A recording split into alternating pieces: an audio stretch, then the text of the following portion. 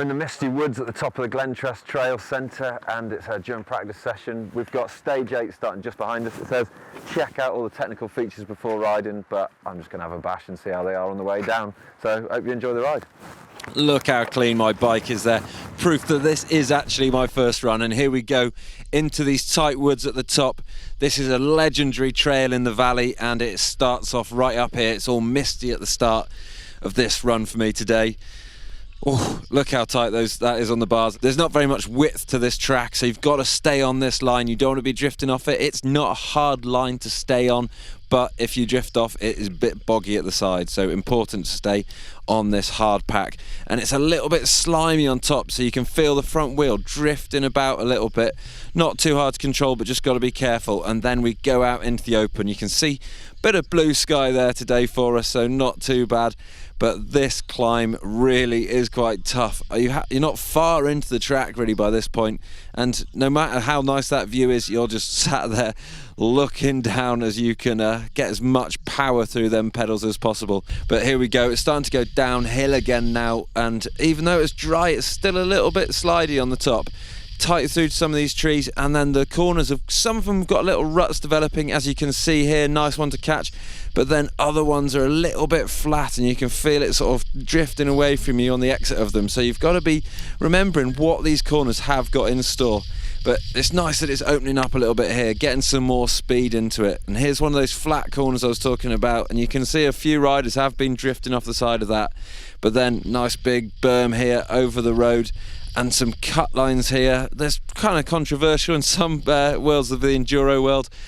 Back onto some natural soil, we're off that rocky stuff, and it's nice, little bit boggy underneath, but still keeping up some pace. And this bit really starts to open up. This is called Ho Chi Minh, and by this point I was feeling sick, but sick is not something I like the smell of in the morning. But here we go. I think all these sniper routes maybe is what this section's named after. They really do sap your speed, and the wind up here, you can see how open it is looking down the hillside there. And the wind, as soon as you try and stand up to get sort of the right position on the bike or to get some power down on the pedals, it really does sap your speed. So it's kind of like, do you tuck in and try and like make yourself as small as possible, or do you stand up and try and get the power down? I was hard to make a decision. I couldn't quite get it right this afternoon. It's picking up a bit more pace again, and these woods, really important to keep the pace because there's not much gradient to this, as you can see.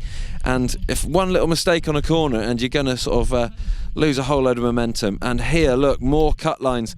I'm not sure if this was taped exactly how some people would like it to be, and another cut line there. I actually missed that one there as well, so you can pretty much straight line all of that. Probably going to upset a few of the locals when they come down, and they're going to see lines straight through their nice corners there. I think this section here now is called Zoom or Bust. Someone told me that's what it's called, and it's quite nice. There's some really tight corners on it, and it's sort of got a good flow to it. The sort of left-right berms here, and you can see I heard some people were doing some bar drags around this section earlier. Not quite me on my first run down it, but you know, you can still see I'm having fun on it. I think this was Dan Atherton stood at the side of the track. I remember him giving me a bit of banter, always giving me some grief. Look how lush and green this section of the wood is. But I don't think that people will be thinking of the greenness of the grass. They'll be thinking of the greenness that their stomach is feeling. I most certainly was. This section now really picking up some pace. It's pretty open and not much to this, just sort of halfway down the trail. Riders will be having to just sort of tuck in, as you can see me there getting low but also getting the power down on the pedals. I wasn't sure whether to put my seat up to get more pedal stroke or keep my seat down to keep the wind resistance down.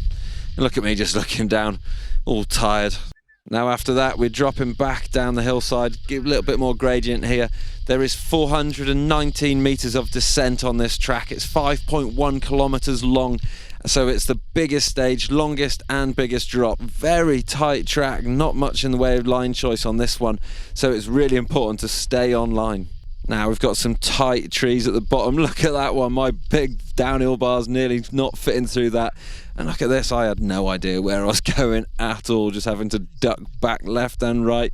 And you can see little catch berms everywhere, but you've kind of got to keep on it. And for me, it's like I didn't know where I was going on this, and the riders aren't actually going to get that many practice runs, so they'll know it, but they won't know it that well. So it's a tricky one to remember so many stages, especially one like this, 5 kilometres long, a little bit of a drop coming up here. I was wondering what those arrows meant. I thought it meant it got steep, but it actually means a drop, so I've learned something today. Now this is the final wood section. You can see nicely freshly cut in down here, and really loose surface. I lost a bit of speed on that tight corner here.